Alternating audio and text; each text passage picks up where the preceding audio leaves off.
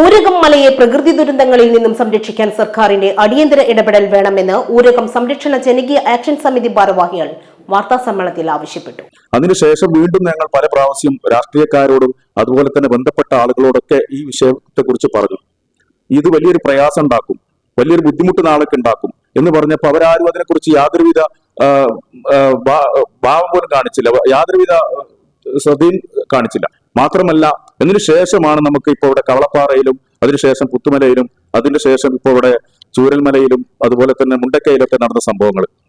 ഇതൊക്കെ ചൂണ്ടിക്കാണിച്ച് നമ്മൾ പല പ്രാവശ്യമായിട്ട് ഇപ്പൊ അടുത്ത ദിവസം പോലും വില്ലേജ് തലം തൊട്ടിട്ട് മന്ത്രിതലം വരെയുള്ള സ്ഥലങ്ങളിലെല്ലാം നമ്മൾ പരാതി കൊടുത്തു.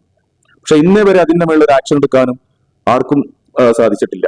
പലവരും അത് പറയുന്നത് അവര് രേഖകളെ. സമുദ്രനിരപ്പിൽ നിന്ന് 2000 അടിയിലധികം ഉയരത്തിലാണ് ചെങ്കുത്തായ ഊരകമല. ഇവിടെ അനുമതിയോടെയും അല്ലാതെയും 100-ലേറെ കോറികളാണ് പ്രവർത്തിക്കുന്നത്. 30 കോറികൾക്ക് യാതൊരുവിധ ലൈസൻസുമില്ല. മലയുടെ ഉന്നതിയിൽ സ്ഥിതി ചെയ്യുന്ന തിരുവർച്ചനം കുന്നിന് ചുറ്റുപാടും അനധികൃത കോറികൾ നിറഞ്ഞു.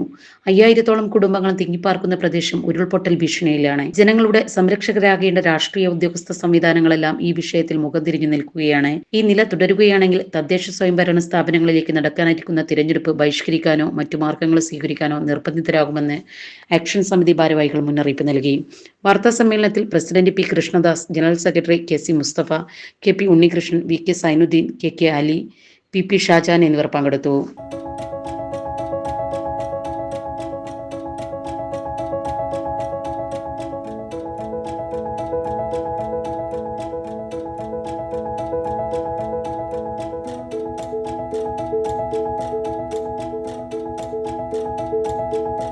ഇനി വേണ്ടതെല്ലാം വേണ്ടുവോളം വിലക്കുറവിൽ നിങ്ങൾക്കായി മലപ്പുറത്ത് Sama hyper market, Tirur road, Mylappuram, Malappuram.